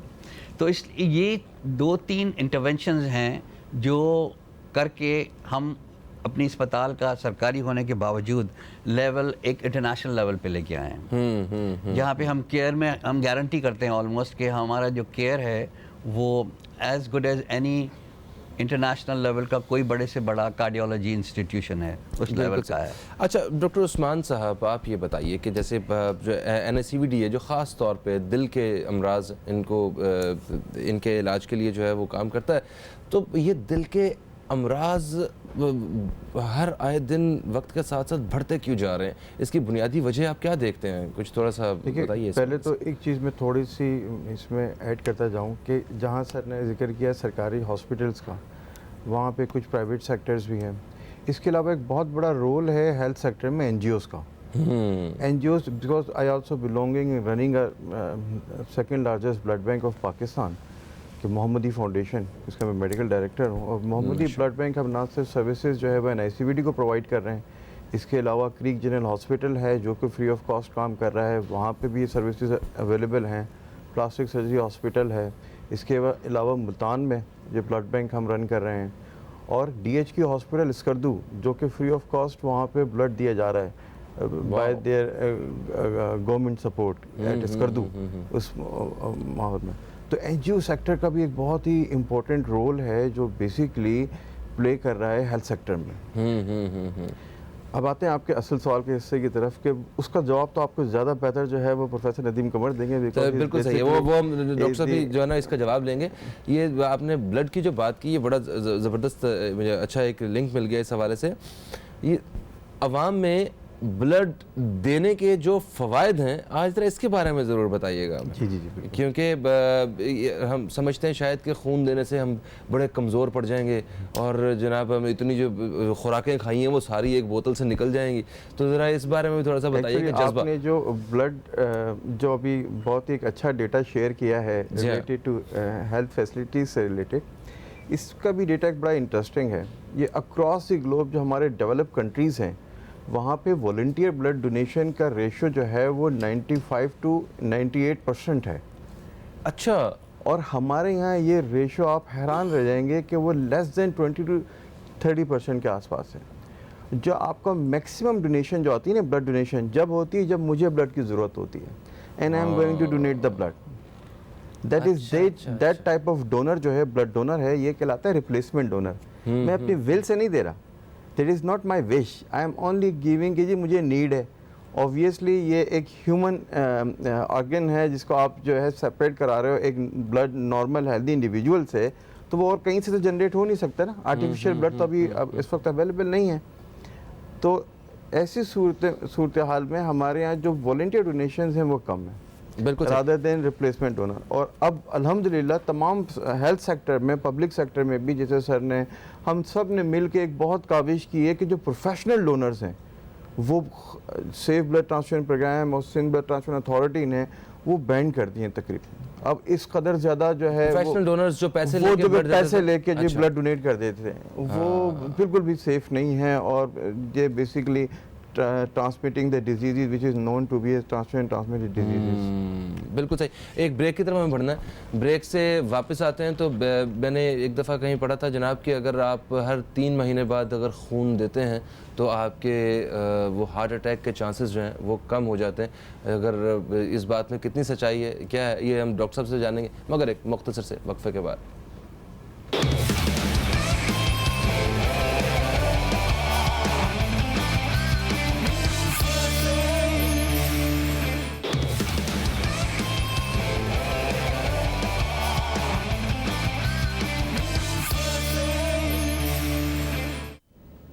वेलकम बैक दोस्तों, आप देख रहे हैं न्यूज़ कैफ़े। मैं हूं फ़हीम अब्बास और आज हम हेल्थ सेक्टर के हवाले से हमारे साथ बड़े ख़ास मेहमान मौजूद हैं। इनका ताल्लुक़ है NICVD से, जो कि पाकिस्तान का सबसे बड़ा दिल का हॉस्पिटल और दिल के अमराज के हवाले से और खून का अतिया करने के हवाले से आज हम ख़ास तौर पर अपने इस प्रोग्राम में बातचीत का सिलसिला जारी रखे हुए हैं। हमारे साथ मौजूद हैं डॉक्टर नदीम कमर साहब और डॉक्टर उस्मान साहब। डॉक्टर नदीम कमर साहब, मैंने वक्फे से पहले एक दफ़ा मुझसे किसी ने खून ले लिया था ये कह के कि आपके हार्ट के जो है वो मसाइल कम हो जाते हैं, तो इसमें कितनी सच्चाई है? नहीं, हार्ट का इससे इतना ताल्लुक नहीं, लेकिन आपका अपनी ब्लड जो है वो हेल्दी होता है, क्योंकि जो रेड ब्लड सेल्स होते हैं खून के अंदर, white blood cells, red blood cells, मुख्तलिफ कॉम्पोनेंट, लेकिन सबसे ज़्यादा जो है ना रेड ब्लड सेल्स कॉम्पोनेंट, तो उनकी लाइफ जो होती है 120 दिन होती है। तो 100 उसके इसलिए ये सजेस्ट किया जाता है कि हर चौथे महीने में जो है ना आपको ब्लड डोनेट करना चाहिए ताकि नए सेल्स बनते रहें और वो हेल्दी रहें फिर आपके। ठीक है, तो उसके लिए आपके बोन मैरो की में हेल्दियर सेल्स जनरेट करने के लिए वो आपके लिए बेस्ट है आपकी लाइफ। बिल्कुल सही। अच्छा, अब वो सवाल जो मैंने ब्रेक से पहले किया था कि दिल के अमराज वक्त के साथ साथ बढ़ने की वजह क्या है पाकिस्तान में, ये क्यों इतनी तेज़ी से बढ़ रहे हैं? देखिए, मेरा ये अपना ख्याल ये है कि ये हमेशा से मौजूद थे। ठीक है, ये जेनेटिकली हम लोग साउथ एशियंस प्री डिस्पोज्ड हैं टुवर्ड्स गेटिंग हार्ट डिजीज़, ये पहले ही थे, लेकिन अब इनकी डायग्नोसिस और इनकी ट्रीटमेंट ज़्यादा इजीली अवेलेबल है। अब ये आप मुझसे अगर पूछेंगे कि ये हमारे लोग जो हैं वो क्या करें ताकि ये जो बच सके इन बीमारियों से, तो हम प्री डिस्पोज तो हैं। अगर आप जेनेटिकली किसी बीमारी से प्री डिस्पोज हैं तो आपको वो लगेगी। अगर आपने अपना लाइफस्टाइल सही नहीं रखा, इसका मतलब कि अगर आपकी डाइट हेल्दी नहीं है, ये आजकल तो सबको पता है कि जी ज़्यादा से ज़्यादा आपको जो है वो सब्ज़ियाँ, फल और हेल्दी चीज़ों में चलना चाहिए। ऑयल्स, मुरगन ग़िज़ाएँ, तली हुई चीज़ें, इनसे दूर रहना चाहिए अगर आपको हार्ट डिजीज़ से बचना है। और इसके अलावा ज़्यादा से ज़्यादा पैदल चलने को, वॉक को अपनी लाइफ का हिस्सा बनाएं। इंसान जो बना है, अगर आप सोचें तो शुरू से घास खाने के लिए और पैदल चलने के लिए। हज़ारों सालों तक जो है इंसान पैदल ही चलता रहा ना, गाड़ियाँ तो अभी आई हैं। अच्छा, उसके बाद ये है कि हम लोग शुरू में तो हम लोग इंसान जो था वो घास खाता था जब तक उसने फिर शिकार सीखा और ये सारी चीज़ें। तो एक नेचुरल फिनोमेना को मेरे ख्याल हम ब्रेक करते हैं। हमारा लाइफस्टाइल टोटली अननेचुरल हो गया है। वो मैंने पहले भी कहता रहा हूँ कि हमारे एक उस्ताद ने हमें समझाया था कि जब इंसान जब उतरता है तो अपना खाना फिक्स्ड खाना लेके उतरता है और जितना जल्दी ख़त्म हो करेगा उसको उतना जल्दी जाएगा। अच्छा। तो आप अब इस बात से आपको समझ जाना चाहिए कि आपकी जो ईटिंग हैबिट्स हैं वो हेल्दी होने चाहिए। अच्छा, आप अपनी प्लेट जब बना रहे हैं, खाना उठा रहे हैं, तो आप ये देखें कि आपकी प्लेट रंगीन होनी चाहिए, उसके मुख्तलिफ रंग होने चाहिए। यानी ज़्यादा सब्जियां और फल रखेंगे तो मुख्तलिफ रंगों के होंगे। जी जी जी, जी। तो वो आपकी प्लेट हेल्दी है। तो और ऑयल ज़्यादा नहीं हो। और आप जहाँ देखते हैं हमारे लोगों का लाइफस्टाइल, खाने पीने का तरीका जो एवरेज कराची के आदमी का बहुत ख़राब है। मैं तो जाता रहता हूँ और मैं देखता रहता हूँ कि लोग किस तरह से इंडल्ज होते हैं और किस तरीके से अनहेल्दी डाइट रखते हैं। उसके बाद ज़्यादा मसाले और तेल इस्तेमाल होते हैं। तेल, प्राइमरीली तेल। उसके बाद स्मोकिंग, सिगरेट पीना, ये बहुत ही ऐसी चीज़ है जिसको हम कम्प्लीटली अवॉइड कर सकते हैं। एक एक्सपेंस है, गरीब आदमी के ऊपर तो बहुत बड़ा एक्सपेंस है। तो उससे पूछो भाई, पैसे खर्च करके अपने साथ क्यों दुश्मनी कर रहे हो? सही बात। तो ये सारी चीज़ें हैं कि आप, और इसके अलावा वॉक करना, पैदल चलें, बार बार हर वक्त बस में रिक्शा में ना चढ़ें। अगर करीबी कोई डिस्टेंस है, अगर कोशिश करें कि आपका वर्क प्लेस भी अगर करीब है तो वॉक करके जाएं। इसके अलावा पार्क्स को यूज़ करें, वॉक करें, एक्सरसाइज करें। तो ये डाइट एंड एक्सरसाइज से और फिजूलियात जस्ट सच एज स्मोकिंग से परहेज रखने से काफ़ी इस तरह के मसाइल से बच सकते हैं। बिल्कुल बच सकते हैं। सर, NICVD किस इसमें हॉस्पिटल में किस तरह की सहूलियात मौजूद हैं? क्योंकि यह सरकारी हॉस्पिटल है, तो कहीं ऐसा तो नहीं कि कुछ बेहतर इलाज के लिए किसी प्राइवेट हॉस्पिटल का ही रुख करना पड़ता हो मरीज़ को? देखें, NICVD में सबसे पहले तो पिछले 3 सालों से मैं वहाँ डायरेक्टर हूँ और तकरीबन 3 साल हो गए हैं। तो हमने जब सबसे पहले हमने रियलाइज़ किया कि जो हार्ट अटैक का जो इलाज है, जो ट्रीटमेंट है पूरी दुनिया में, यानी वो जो एक मरीज़ अगर लंदन में उसको हार्ट अटैक होता है या न्यूयॉर्क में होता है, वो चेंज हो चुका था। यानी कि हम लोग पहले क्या करते थे, दवाई देते थे जिसको क्लॉट बस्टर बोलते हैं हम। एक स्ट्रेप्टोकाइनेज या इस किस्म की दवाइयाँ मौजूद थी, हार्ट अटैक के दौरान वो दी जाती थी। तो उनका फ़ायदा इतना नहीं होता था। तो फिर वेस्टर्न वर्ल्ड में रिसर्च हुई, रियलाइज़ किया गया कि अगर पेशेंट को अगर हार्ट अटैक हो रहा है तो उसको इमीडिएटली जाके उसकी शरीयान खोल दी जाती है, उसको एंजियोग्राफी कैथ लैब में लिया जाता है, उसकी एंजियोग्राफी की जाती है और एंजियोप्लास्टी के ज़रिए उसकी आर्टरी खोल के हार्ट अटैक को रोका जाता है। तो फिर देखा गया कि इसका बहुत ज़्यादा फ़ायदा है। तो हमने जब 2015 में 18 मई से तकरीबन हमने ये प्राइमरी एंजियोप्लास्टी बोलते हैं हमने शुरू की। तो 2017 में NICVD ने 5,875 के करीब हार्ट अटैक की एंजियोप्लास्टी की, जो दुनिया का रिकॉर्ड है। दुनिया में कोई सिंगल सेंटर इतना बड़ा नहीं। दुनिया का world, I am talking about world, not Pakistan, दुनिया का सबसे बड़ा सेंटर है फॉर हार्ट अटैक एंजियोप्लास्टीज और प्राइमरी एंजियोप्लास्टी। तो ऑब्वियसली हमारे ऑपरेटर्स की स्किल्स दुनिया के किसी भी सेंटर से बेहतर हैं, क्योंकि वो स्किल्स सारी वॉल्यूम डिपेंडेंट होती हैं। तो हम डेफिनेटली हम कहते हैं कि अगर किसी को हार्ट अटैक हो रहा है तो दुनिया में NICVD से बेहतर कोई सेंटर नहीं, क्योंकि हमारा सबसे बड़ा वॉल्यूम है। इसके अलावा हमारा ये सारा प्रोग्राम बिल्कुल फ्री है, एक पैसा एक पाई कुछ भी चार्ज नहीं किया था मरीज से। सर, जब इतना माशाल्लाह एक बिज़ी हॉस्पिटल मैं कहूँगा कि जहाँ पे इतनी तेज़ी के साथ जो है वो लोगों के इलाज किए जा रहे हैं, और तो यहाँ पे तो बेड्स ही अवेलेबल नहीं होते होंगे? राइट। देखिए, हमारे पास बेड्स का प्रॉब्लम है डेफिनेटली। हमारे पास कंजेशन हो जाती है, मरीज़ बहुत ज़्यादा हो जाते हैं। तो अब हम एक्सपेंशन प्लान में भी जा रहे हैं। हमारे अस्पताल को हम एक्सपेंड कर रहे हैं। अच्छा। हमारे अस्पताल के प्रेमिसेस के अंदर इस वक्त हमारी कैपेसिटी 650 बेड की है, लेकिन हम इसको बढ़ा के हम 2000 बेड पे ले जा रहे हैं। तो उसके लिए हमारी बच्चों की एक अस्पताल हमारे प्रेमिसेस के अंदर बन रही है जिसके 250 बेड्स हैं। एक आउट पेशेंट अलग बन रही है। उसके बाद हम अपनी एक्सपेंशन करेंगे, एक और बिल्डिंग भी हमारी बनना शुरू हो जाएगी इंशाल्लाह अगले साल से।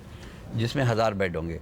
तो इस सारी कंजेशन को देख के हम जो है ना अपनी एक्सपेंशन करने जा रहे हैं। इसके अलावा हम जो हैं पूरे इंटीरियर सिंध में सेटेलाइट्स खोल रहे हैं। अच्छा, बल्कि खुल चुके हैं, हमारे 4 सेटेलाइट्स खुल चुके हैं इस वक्त। एक सबसे पहले हमने खोला लाड़काना में, और उसके बाद हमने खोला टंडो मोहम्मद ख़ान में, और एक हैदराबाद में, और एक सेवन में, और सक्खर का हमारा तैयार है जो इंशाल्लाह अगले महीने की 14 को शुरू हो जाएगा। तो अब मैंने आपको समझाया जैसे हार्ट अटैक का पेशेंट तो है, यहाँ पे प्रेशर वैसे ही कम हो जाएगा पेशेंट्स का, क्योंकि वहाँ पे सिंध में ही वो मैं नहीं समझता, लेकिन आइडिया भी ये नहीं है। मेरा तो ख्याल है प्रेशर बढ़ेगा। जितनी अवेयरनेस आएगी उतना प्रेशर बढ़ेगा। लेकिन ये भी एक चीज़ हमने की है ताकि देखिए, ये मैं आपको बताया कि हार्ट अटैक का इलाज जो है ना western world, New York, London, developed world में जो है वो एंजियोप्लास्टी है जो हम कर रहे हैं अभी कराची में भी। लेकिन उसका एक उसका है कि 90 मिनट्स के अंदर पेशेंट को एक ऐसे सेंटर में पहुंचना है जहां ये चीज़ हो रही हो। 90 मिनट, 1.5 घंटे के अंदर। अगर 90 मिनट के अंदर पहुंच गए तो आपको सबसे ज़्यादा फ़ायदा होगा। अगर उसकी डिले जितना आपने किया तो फ़ायदा कम होगा। हम कहते हैं time is muscle, the sooner you can, जितना जल्दी आप पहुंच सकें उतना आपको फ़ायदा होगा। तो अब जो लाड़काना में रह रहा है वो कराची तो नहीं आ सकता, जो हैदराबाद में रह रहा है वो तो 90 मिनट्स में कराए। तो इसलिए हमने ये नीड फील की कि हर आदमी को जो सिंध के सूबे में रहता है उसको ये सर्विस उसके दरवाजे पर प्रोवाइड की जाए और फ्री ऑफ कॉस्ट प्रोवाइड की जाए। Very nice. तो अच्छा, ये हम इंशाल्लाह पूरे प्रोविंस को कवर करेंगे इंशाल्लाह। हमारे जो 1-2 एरियाज़ है, नवाब शाह रह गया और यहाँ थर रह गया है, तो हम उन इलाकों को भी कवर करेंगे। बिल्कुल सही। अच्छा डॉक्टर उस्मान साहब, जैसे कि ये जब इस तरह की सर्जरीज या कोई प्रोसीजर होता है तो दिल के हवाले से तो फ़ौरन खून की ज़रूरत जो है ना वो महसूस होती है। तो पाकिस्तान में जैसा कि आपने बताया कि जो खून का अतिया करने वालों की जो शरह है वो बहुत कम है, वॉलंटियर की। जी, वॉलंटियर डोनेशन, तो प्लेसमेंट ज़्यादा है। तो वो ये मोहम्मदी ब्लड बैंक ये अपना रोल किस तरह इसमें प्ले करता है, ज़रा इस बारे में थोड़ा सा बताइए। एक्चुअली हम अपने जो है वो डोनर मैनेजमेंट डेटा जो है हमने एक फॉर्म किया हुआ है, और हमारे पास तकरीबन 5000 जो लोग हैं वो ब्लड डोनर्स, हेल्दी डोनर्स जो हैं वो रजिस्टर्ड हैं। उसमें बहुत से जो लोग हैं वो मैक्सिमम जो एज है वो 20 to 30 के दरमियान है, मतलब यंग इंडिविजुअल्स हैं जो कि वॉलंटियर तौर पर अपनी ब्लड डोनेशन देते हैं। इसमें एक अहम रोल जो हमने प्ले किया है वो ये कि हमने उन ब्लड ग्रुप्स का डेटा जो है वो कंप्लीट डेटा जो है एक फॉर्म कर लिया है, ताकि देखिए once anybody need for a surgery, जो उसकी कार्डिक सर्जरी या कोई और सर्जरी भी प्लान्ड होती है, तो उस पेशेंट का जो ब्लड ग्रुप है you have to match that, उसके बाद फिर क्रॉस मैच होगा। फर्स्ट थिंग ये है कि you should have that blood that known to be as blood supply chain. इसको मेंटेन करना एक बहुत बड़ा इशू था, और अल्हम्दुलिल्लाह by the grace of God और NICVD और डायरेक्टर साहब की हमारी हेल्प की वजह से हमने इसको फुलफ़िल किया है। जो रेयर ब्लड ग्रुप्स हैं उसका डेटा मैनेज किया है, और मुख्तलिफ़ कैंप्स जो हैं इस सूरत में हम अरेंज करते हैं, अवेयरनेस प्रोग्राम करते हैं, कुछ कैंप्स अरेंज करते हैं यूनिवर्सिटीज़ में, कॉर्पोरेट सेक्टर्स में, ताकि उन लोगों को जाके जो ब्लड डोनेशन का रुझान बढ़े। क्योंकि देखिए जब एक ब्लड हम देते हैं ना, एक पिंट ऑफ ब्लड हम दे रहे होते हैं, तो वो बेसिकली 3 लोगों की जान बचा सकता है। अच्छा, जिसमें से ज़ाहिर है अब अक्रॉस द ग्लोब जो है ये सेफ ब्लड की क्राइटेरिया में इंक्लूडेड है कि होल ब्लड का कॉन्सेप्ट ख़त्म हो गया है। वो जो रेसिपिएंट है जिसे हम मरीज़ कहते हैं उसके लिए वो नुकसानदेह है। तो अल्हम्दुलिल्लाह इस जब से सर ने चार्ज लिया है NICVD में, जो एक हमारी बहुत बड़ी विश थी कि जी कंपोनेंट थेरेपी को अडॉप्ट करें, it is not adopted in NICVD 100%। Sir इस पर मजीद बात करते हैं, ज़रा एक वक्फे की तरफ मुझे बढ़ना है, कहीं मत जाइए दोस्तों, अब तक देखते रहिए न्यूज़ कैफ़े, देखते रहिए।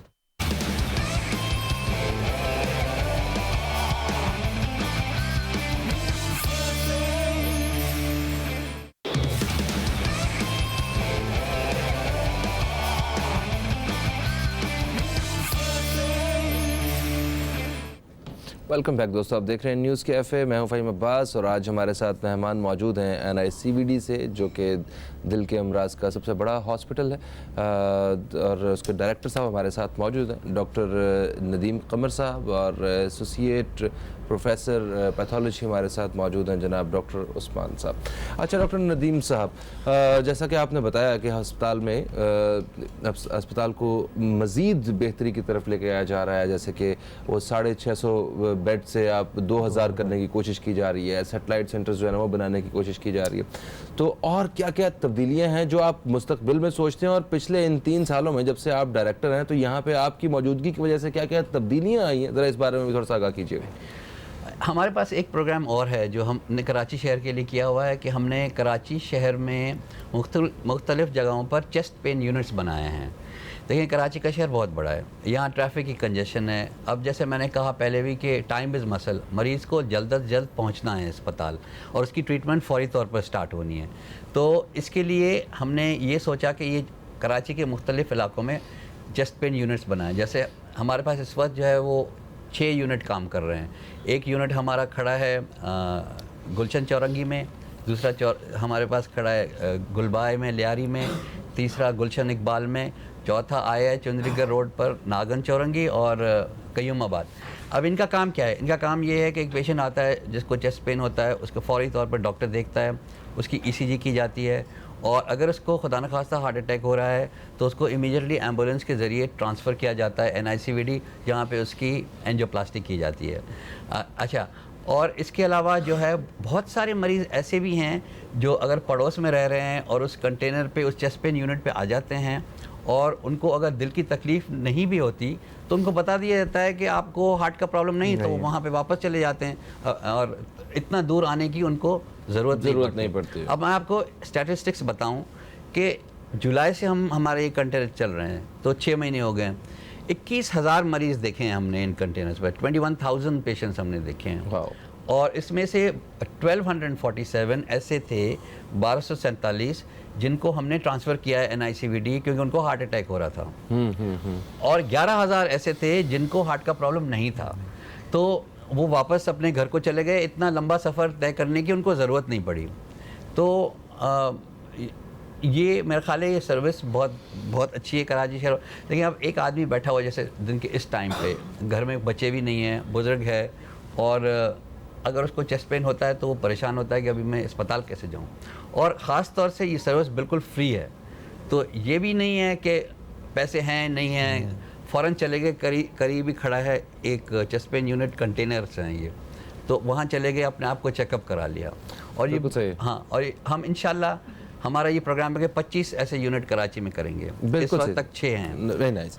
अच्छा ये बताइए कि अगर खुदा न ख्वास्ता किसी को दिल में दर्द उठता है और वो कहीं किसी कंटेनर तक भी नहीं पहुंच पाते फ़ौरन, तो उनके लिए जो इंतहाई तिबी इमदाद होती है वो क्या हो सकती है? देखिए सबसे पहले एस्प्रिन ले लेनी चाहिए।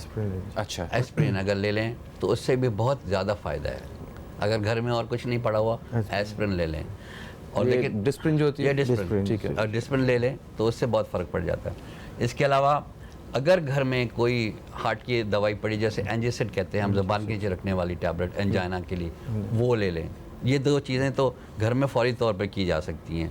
और जल्द अज जल्द कोशिश करें कि हमारे किसी NICVD के चेस्ट पेन यूनिट पे पहुंच जाएं या करीब अस्पताल में चले जाएं।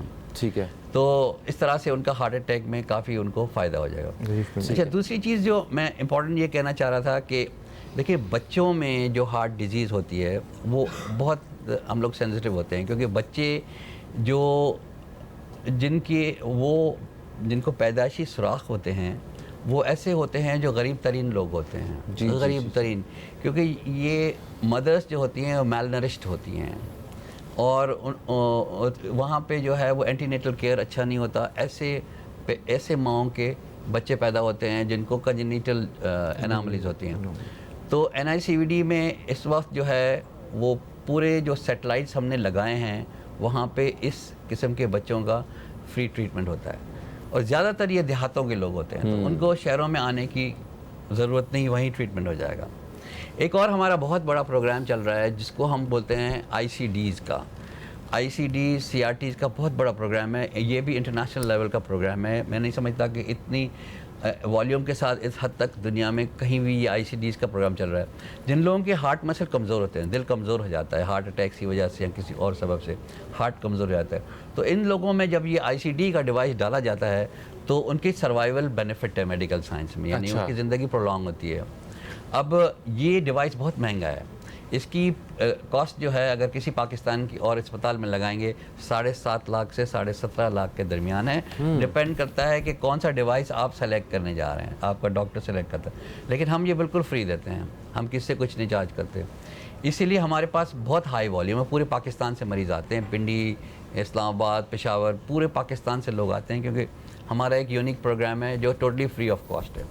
इसके अलावा हमने डेवलप करके और भी ऐसे प्रोसीजर किए हैं, कर रहे हैं हम हर अबाउट 95% प्रोसीजर्स वो कर रहे हैं इस वक्त, जो दुनिया के बेस्ट ऑफ सेंटर्स जैसे क्लीवलैंड क्लिनिक हुआ, जॉन्स हॉपकिंस हुआ, आप अहमद स्मिथ हॉस्पिटल हुआ, जो दुनिया के best top of line centres होते हैं, हम स्टेट ऑफ द आर्ट हो गए हैं, completely state of the art हैं।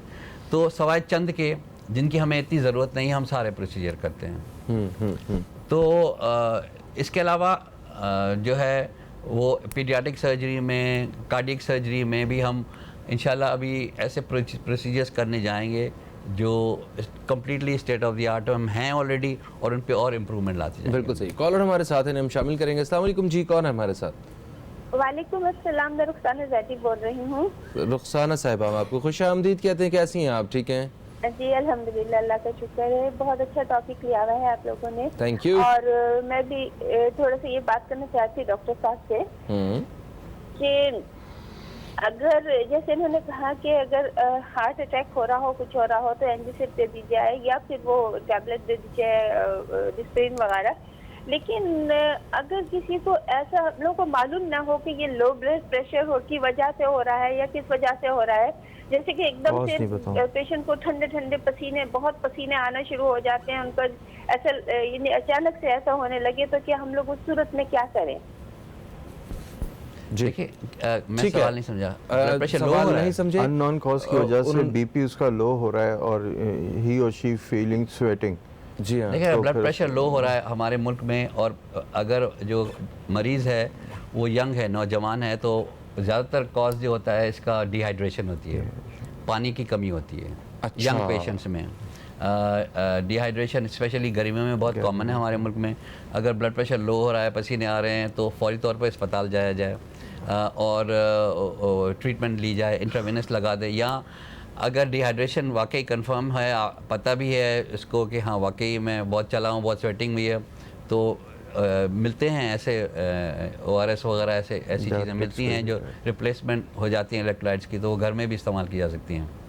लेकिन अगर एल्डरली पेशेंट है, उम्र है 50 साल से ज़्यादा है, और घबराहट हो रही है, पसीना आ रहा है, सांस फूल रही है, तो चांसेस ये हैं कि ज़्यादा हार्ट का प्रॉब्लम हो रहा है।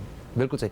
अच्छा सर, ये जिस तरह दिल का अगर कोई मसला है, तो इसके पहले कोई ऐसे निशानियां होती हैं कि आपको पता चलना शुरू हो जाता है कि मैं ये दिल का ही मसला है, या वैसे ये अचानक ही आपको ये नमूदार होता है, ये एक मसला बन गया? देखें लार्ज परसेंटेज 25% लोग जिनको दुनिया भर में हार्ट अटैक होते हैं, उनका पहला सिम्टम सडन डेथ होती है। तो इस तरह से ये काफ़ी, ये इसीलिए इसमें जो है ना अलर्ट रहना, चीज़ को समझना और प्रॉपर ट्रीटमेंट, इसलिए प्रिवेंशन के लिए जाते हैं लोग, जाते हैं अपने कोलेस्ट्रॉल लेवल्स चेक करवाते हैं, अपनी ट्रीटमेंट का। अगर किसी को फैमिली हिस्ट्री है, या स्मोकिंग कर रहे हैं, या डायबिटीज़ है, ब्लड प्रेशर है, तो रेगुलर चेकअप्स डॉक्टर से होने चाहिए, ताकि पहले से पता चल जाए कि ऐसा नहीं कि उनको हार्ट अटैक होने का रिस्क है, क्योंकि सडन डेथ के चांसेस बहुत ज़्यादा होते हैं फर्स्ट सिम्टम। तो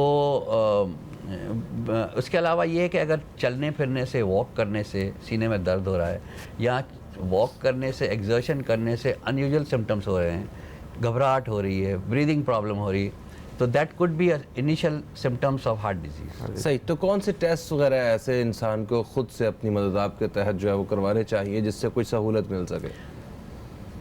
अपनी मदद आपके ज़रिए प्रॉब्ली बेहतर है कि किसी डॉक्टर के मशवरे से ही सब काम करना चाहिए। हाँ, ज़्यादा से ज़्यादा आप अपने ब्लड टेस्ट करा लेते हैं। अगर अपने ब्लड टेस्ट करा लें, कोलेस्ट्रॉल लेवल्स चेक करवा लें, लिपिड्स करवा लें, शुगर एक ज़रूरी चीज़ है, ब्लड शुगर्स चेक होनी चाहिए, क्योंकि पता अक्सर लोगों को पता नहीं होता कि उनको डायबिटीज़ है, और डायबिटीज़ जो है वो मुख्तलिफ बीमारियों की जड़ है, हार्ट डिजीज़, आँखों की, गुर्दों की, नर्व्स की।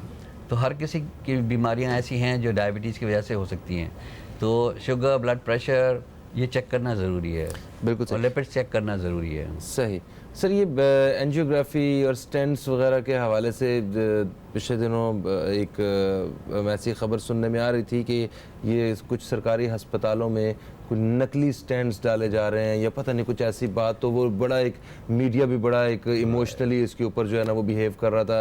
और अगर वाकई बात ऐसी थी तो फिर तो इनका रिएक्शन बिल्कुल सही था, मगर अगर बात ऐसी नहीं थी तो क्लियर कीजिए था क्या ये बेसिकली। देखिए, NICVD में इस वक्त हम अपने पास सिर्फ और सिर्फ FDA approved American top quality stent use करते हैं। ठीक है। Which is number 1 top quality, which is FDA approved, definitely more expensive, लेकिन हम क्वालिटी पे कभी कॉम्प्रोमाइज़ नहीं करते। 100% हम वही चीज़, चाहे हमारा NICVD कराची हो या हमारे सैटेलाइट्स हों या गरीब हो अमीर हो, पेशेंट स्टेंट सबको वही लगता है। तो नंबर 1 कर रहा हो या ना पे कर रहा हो, everybody gets top of the line FDA approved, जो अमेरिकन FDA का अप्रूव्ड है वही स्टेंट डालते हैं। लेकिन स्टेंट सब बहुत किस्म के होते हैं। सही, बहुत किस्म के होते हैं। अब आई डोंट नो कौन से स्टेंट्स पे एतराज़ात थे। ठीक हो गया जनाब। अच्छा उस्मान साहब, आप, क्योंकि वक्त हमारे पास कम है, ज़रा जितने हमारे जो नाजरीन इस वक्त देख रहे हैं उनको ब्लड देने के हवाले से आप अगर कोई पैगाम पहुंचाना चाहते हैं तो ये हमारा एक कैमरा आपके लिए हाजिर है। बस ये मेरे सबके लिए यही एक मैसेज है कि खून का अतिया जो है वो कई लोगों की जान को बचा सकता है, और ये एक ऐसा अमल है कि जो ना सिर्फ दूसरे लोगों के लिए फ़ायदेमंद है बल्कि आपके लिए भी फ़ायदेमंद है। जैसे भी थोड़ी देर पहले सर ने कहा कि जी जो रेड सेल आपके हैं ये बेसिकली बोन मैरो से बनते हैं, और ये स्टोर होता है, एक पोर्शन इसका स्टोर होता है आपकी तिली में, स्प्लीन में। जैसे ही आप ब्लड डोनेट करते हैं तो एक 1/2 portion of a blood it is stored in your spleen, तो वो आपको फ़ौरन ही रिप्लेसमेंट मिल जाता है, और वो जो स्प्लीन से ब्लड आपका सर्कुलेशन में आ जाता है उसको मैरो जो है वो न्यू जनरेट कर लेती है। You having the more and healthy blood. बिल्कुल सही sir, thank you so much sir. मेरी दुआ है कि आप इसी तरह नेक नियति से और ऑनेस्टी के साथ जो है वो पाकिस्तानी अवाम की खिदमत करते रहें। इस हवाले से दोस्तों हमारे प्रोग्राम का वक्त जो है वो अपने अख्ताम की तरफ आ चुका है। Faheem Abbas news cafe team को दें इजाज़त। इंशाअल्लाह ताला आप दोस्तों से कल फिर मुलाकात होगी। कल तक के लिए खुदा हाफ़िज़। पाकिस्तान जिंदाबाद।